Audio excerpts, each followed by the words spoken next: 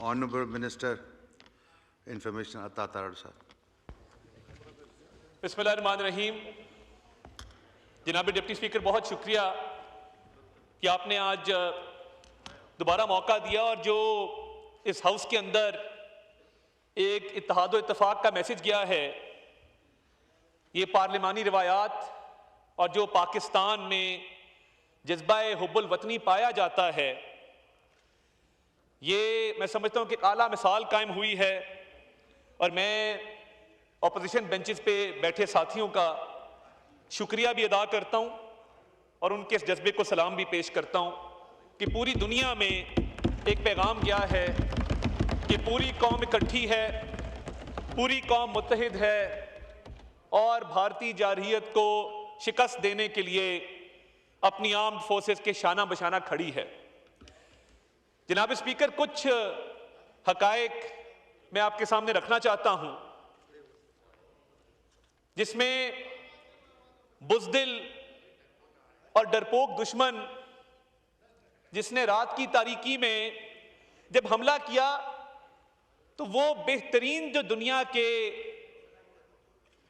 Fighter jets हैं, जो technology बेहतरीन टेक्नोलॉजी है, उससे बेहतर टेक्नोलॉजी अब तक दुनिया में नहीं आई, जिनको हम राफेल जेट्स कहते हैं। सुपीरियर टेक्नोलॉजी है इन राफेल जेट्स की और भारत को बड़ा नाज था कि हमारे पास सुपीरियर टेक्नोलॉजी के ये जहाज मौजूद हैं, तो हम पता नहीं क्या पाकिस्तान का नाकाबिले तलाफी नुकसान कर देंगे, खुदा ना खास्ता। और ये जो नाज और जो गरूर था, अल्लाह ताला का फजल है कि जिस नीयत से और जिस इरादे से वो पाकिस्तान की तरफ देख रहे थे और पाकिस्तान का नुकसान करना चाहते थे, उसमें उनको हजीमत उठानी पड़ी, उनको शर्मिंदगी हुई और शर्मिंदगी भी ऐसी कि अब उस खिफ़त को मिटाने के लिए उन्होंने अपनी स्ट्रैटेजी चेंज की है। जनाबे वाला, पाकिस्तान में जो जज्बा पाया जाता है, जो जोश पाया जाता है और जो इत्तेहाद और इत्तेफाक पाया जाता है, ये पाकिस्तानी कौम हर ऐसे मौके पे, हर ऐसे वक्त पर ये इकट्ठी हो जाती है और ये 5 उंगलियां जब मुट्ठी बनती हैं तो ये ऐसा जोरदार मुक्का बनती हैं कि दुश्मन को दोबारा उठने की हिम्मत नहीं होती। तो मैं गुजारिश ये कर रहा था जनाब स्पीकर कि दुश्मन जो मक्कार है, बुज़दिल है, वो बेहतरीन टेक्नोलॉजी लेके आता है आपके खिलाफ कि राफेल जेट्स हैं। बड़ा चर्चा था और बड़ा नाज था दुश्मन को इन राफेल जेट्स के ऊपर कि ये पता नहीं इतनी आला टेक्नोलॉजी है तो हम शायद पाकिस्तान का नाकाबिले तलाफी नुकसान कर देंगे, खुदा ना खास्ता। मगर जब उसने पाकिस्तान की तरफ मैली आंख से देखा और इरादा किया कि पाकिस्तान का नुकसान करे, हमारी आर्म्ड फोर्सेस का रिस्पॉन्स बेफिटिंग था। और ये जो तैयारे गिरे हैं, ये सिर्फ तैयारे नहीं गिरे, ये पूरी भारतीय कौम का गरूर गिरा है, उसका नाज गिरा है, भारतीय कौम का मुराल गिरा है इन जहाजों के साथ। और ये राफेल कंपनी वाले भी पूछते होंगे इनसे कि तुमने तो हमारी भी रेपुटेशन खराब कर दी, और वो पूछ रहे हैं। आप देख रहे हैं उनके शेयर्स नीचे गिरे हैं, जो मैं ऑब्जर्व करता रहा हूं। और हमारे JF-17 थंडर का अगर आप देखें और हमारे शहीनों को इस फ्लोर ऑफ द हाउस से हम आपको सलाम पेश करते हैं, आपको सलूट करते हैं कि आपने जिस हिम्मत से, जिस जवामर्दी से उस नाज को, उस गरूर को खाक में मिलाया। और पिछली दफा तो हमने यहां पे फैंटास्टिक टी पिलाई थी, अभी भी टी तैयार थी यहां पे, फैंटास्टिक टी वॉज रेडी, मगर क्योंकि इस दफा दुश्मन भाग गया तो टी की हमने इस दफा होम डिलीवरी की है। ये राफेल जेट्स गिराना कन्वेंशनल वॉरफेयर के अंदर पाकिस्तान की सुपीरियरिटी को एस्टैब्लिश करता है कि पाकिस्तान की मिलिट्री कैपेबिलिटी भारत से कई गुना बढ़ के है। और अगर कन्वेंशनल वॉरफेयर को देखा जाए तो तारीख भरी पड़ी है इन मिसालों से जहां पे हमने उन्हें शिकस्त फाश दी है। और जो पाकिस्तान का रिस्पॉन्स रहा है जब ये जेट्स गिरे हैं, और मैंने आपको कहा कि ये जेट्स सिर्फ नहीं गिरे राफेल, इनका मुराल भी गिरा है, जिसकी वजह से इनकी ना दोबारा हिम्मत हुई और ये अब बैकफुट के ऊपर गए। और अब इन्होंने उस खिफत को मिटाने के लिए क्या किया है और उस शर्मिंदगी को मिटाने के लिए क्या किया है कि अब इन्होंने अनमैन्ड ड्रोन भेजना शुरू किए हैं। क्योंकि इनके पायलट सब शायद कहते होंगे कि जी हम क्यों जाएं मार खाने के लिए, आपने तो कहा था बड़ी सुपीरियर टेक्नोलॉजी है। और भाई बात जहाज की नहीं होती, बात पायलट की होती है जो जहाज को उड़ा रहा होता है कि उसमें कितनी हिम्मत है, कितना हौसला है। तो ये अब क्योंकि दुश्मन बुज़दिल भी है और डरपोक भी है, तो उसने अब कहा कि चलो हम स्ट्रेटजी चेंज करते हैं और अनमैन्ड जो ड्रोन्स भेजे हैं, ये ड्रोन्स के राफेल हैं। ये भी मैं आपको बता दूं, ड्रोन टेक्नोलॉजी की अगर आप टेक्निकल स्पेसिफिकेशंस देखें तो ये ड्रोन टेक्नोलॉजी में ये हेरॉप ड्रोन जो है ये इजरायली ड्रोन है और ये टेक्नोलॉजी वाइज ड्रोन्स का राफेल कंसिडर होता है। तो मुझे आपको बताते हुए ये खुशी महसूस हो रही है कि जब वो डर गए और उन्होंने अपने जहाज और पायलट्स वो ना भेज सके, क्योंकि हम 5 गिरा चुके थे अल्लाह ताला के फजल से, और हमने 7 ड्रोन भी गिराए थे जिस रात ये इन्होंने राफेल से हमला किया। तो अब ये जो 25 ड्रोन आए हैं जो ये समझते हैं कि जी बड़ी top of the line drone हैं, हमने 25 ड्रोन किस तरह गिराए हैं ये भी मैं आपको बताना चाहता हूं।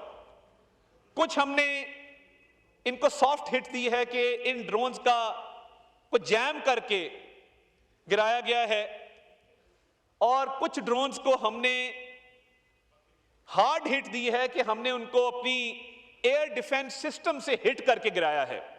तो ये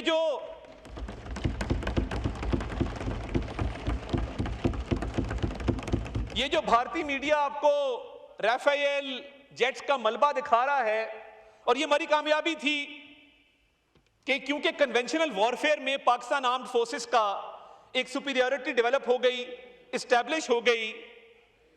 इंडियन मीडिया ने मलबा दिखाना शुरू कर दिया।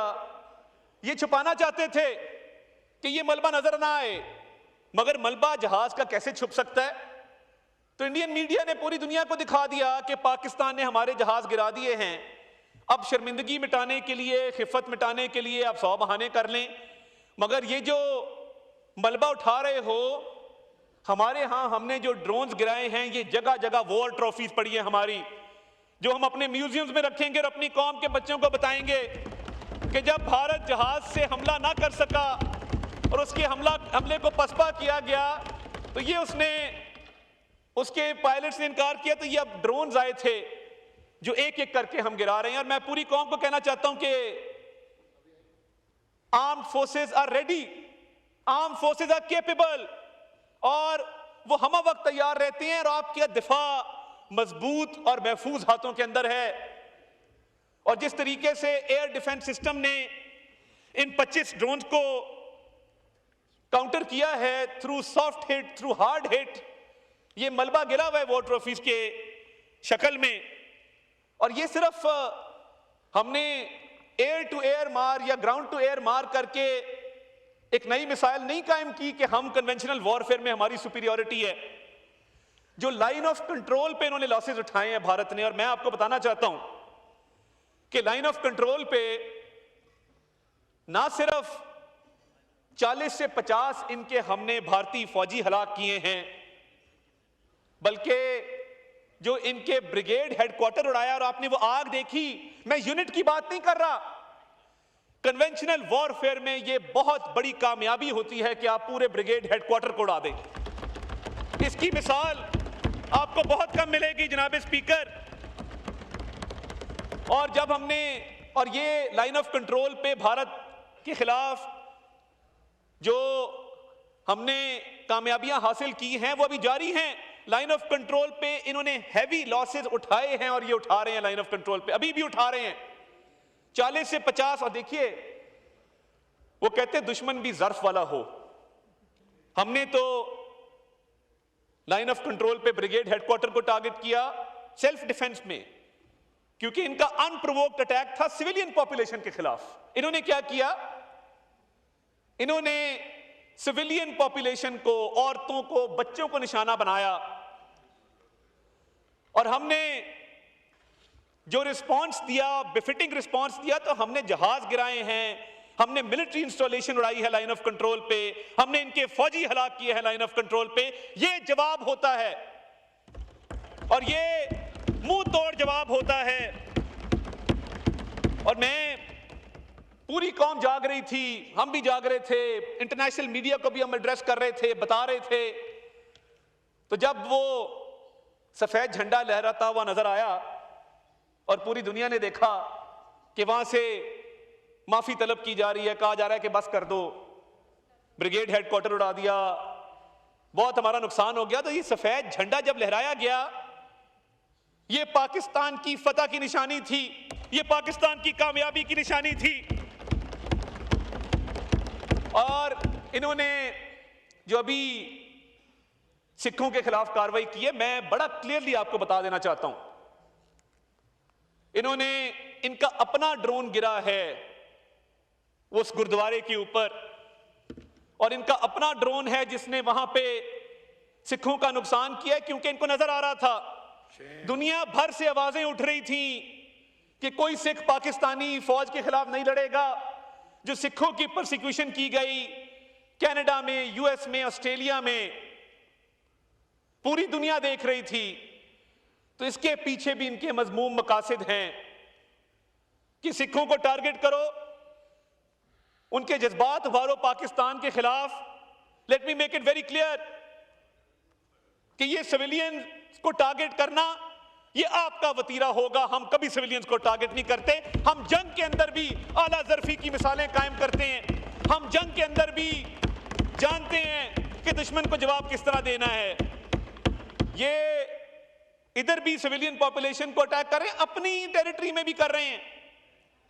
मैं अब आपको ये बताना चाहता हूं कि जो बदला होता है ना, बदला, आपने देखा कि जो पुलवामा का, पहलगाम के फॉल फ्लैग ऑपरेशन थे, और उन दोनों मामलात के बाद भारत ने 10 दिन 12 दिन बाद उसको जवाब बना के, उन झूठे वाकयात को जवाब बना के पाकिस्तान की तरफ जारियत की, जिसका एक का हमने जवाब दिया, एक का हम जवाब अभी भी दे रहे हैं।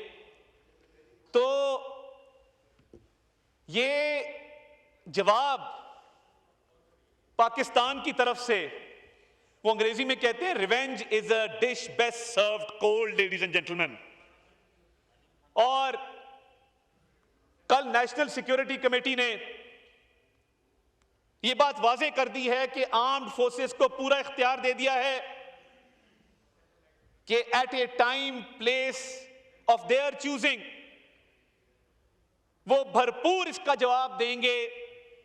और जिस तरह उस दिन मिलिट्री स्पोक्स पर्सन ने कहा कि आप शुरुआत तो आपने कर दी, मगर आगे ये मामला कहां जाता है, ये फैसला इंशाअल्लाह ताला हम करेंगे। रेस्ट अश्योर्ड जवाब आएगा, भरपूर आएगा। वो कब आता है, किस शक्ल में आता है, इसका फैसला छोड़ दिया गया है। नेशनल सिक्योरिटी कमेटी ने फैसला करके आर्म्ड फोर्सेस को ये इख्तियार दे दिया है, तो इसमें किसी को कोई शक नहीं होना चाहिए। Let there be no doubt. और देखिए, इंटरनेशनल कम्युनिटी भी देख रही है कि पहल भारत करे, पहलगाम की कोई एविडेंस फराहम ना करे, पाकिस्तान ने कहा कि इन्वेस्टिगेशन कराओ, उस तरफ भी ना जाए, अनप्रोवोक्ड हमला भी करे, सिविलियंस के ऊपर हमला करे और उसके बाद विक्टिम भी बने और अग्रेसर भी बने। ये नहीं चलेगा जनाब स्पीकर। इंशाल्लाह ताला इसका मुंह तोड़ जवाब दिया जाएगा, इसका मुंह तोड़ जवाब दिया जाएगा। मैं कौम को यह पैगाम देना चाहता हूं कि आपकी सेफ्टी सिक्योरिटी बहुत मजबूत हाथों में है और इसका जब भी रिस्पांस दिया जाएगा, जैसे भी दिया जाएगा, rest assured it will be befitting और भरपूर तरीके से मुंह तोड़ जवाब दिया जाएगा। मगर ये मामलात कभी उजलत में नहीं होते, कभी जल्दबाजी में नहीं होते। ये ऑपरेशनल डिटेल्स, स्ट्रेटेजिक डिटेल्स ये तय होती हैं और उसके बाद जवाब दिया जाता है।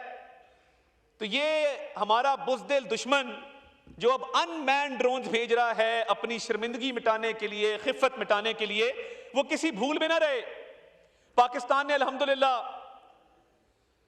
नैरेटिव डोमेन में, डिप्लोमेटिक डोमेन में शिकस्त फाश दी इनको और ये जो पहलगाम के बाद इनकी कोशिश थी कि ये मजलूम बने, हमने इनको वो मौका डिनाई किया क्योंकि हम हक सच पे थे, हम सच्चाई से बात कर रहे थे, हम पूरी दुनिया को बता रहे थे कि ये पहलगाम से पाकिस्तान को जोड़ने की नाकाम कोशिश कर रहे हैं और इनके पास तो सबूत कोई नहीं था और इन्वेस्टिगेशन भी कराने से ये भाग रहे थे। पाकिस्तान ने तो बता दिया दुनिया को कि FIR कैसे रजिस्टर होती है 10 मिनट के अंदर और 9 लाख फौज मौजूद है इलीगली ऑक्यूपाइड इंडियन कश्मीर में। तो ये टेररिस्ट जो कह रहे हैं कि आए थे, वो आए कैसे और वो गए कैसे? जब आप 2-3 किलोमीटर भी बगैर चेकिंग के वहां पे ट्रेवल नहीं कर सकते, तो ये क्या 9 लाख फौज वहां पे सिर्फ कश्मीरी मुसलमानों पर मजालिम ढाने के लिए रखी हुई है? अपने सिक्योरिटी, अपने इंटेलिजेंस फेलियर को पाकिस्तान पे डालना बगैर सबूत के। पूरी दुनिया ने कहा कि इंडिया के पास एविडेंस नहीं है। ये तो वो कौम है जिसने 90,000 जानों का नजराना पेश किया है दहशतगर्दी की जंग में और हमारे शोधा की फहरिस्तें आज भी हमारे लिए मेडल हैं। इस हाउस ने भी शहादतें दी हैं, आर्म्ड फोर्सेस ने भी दी हैं, पुलिस ने भी दी हैं, हमारे शहरियों ने भी दी हैं और हमारी तो कौम के बच्चों ने भी दी हैं। APS का हमला, कल उसकी याद दोबारा ताजा हुई जब इन्होंने सिविलियन पॉपुलेशन को अटैक किया। तो मैं ये वाजे कर देना चाहता हूं कि रिस्पॉन्स आएगा, जरूर आएगा, मगर उसको हम चूज करेंगे कि वो कब देना है, कैसे देना है। और भारत क्योंकि नॉन काइनेटिक डोमेन में नाकाम हो चुका, नैरेटिव डोमेन में, फॉरेन पॉलिसी में, और अब अपनी खिफत मिटाने के लिए काइनेटिक डोमेन में, कन्वेंशनल वॉरफेयर में भी मात हुई जब जहाज गिर गए और अब अनमैन्ड ड्रोन्स की तरफ आया है, वो भी 25 गिरा दिए हैं। तो इनको तो शर्म आनी चाहिए। तो मैं इन पे सिर्फ इतना कहना चाहता हूं, बातिल से दबने वाले ए आसमां नहीं हम 100 बार कर चुका है तू इम्तिहान हमारा। ए अर्ज़े पाक तेरी, ए अर्ज़े पाक तेरी, हुर्मत पर कट मरे हम, अब तक रवा है तेरी रगों में खून हमारा। पाकिस्तान जिंदाबाद। शुक्रिया।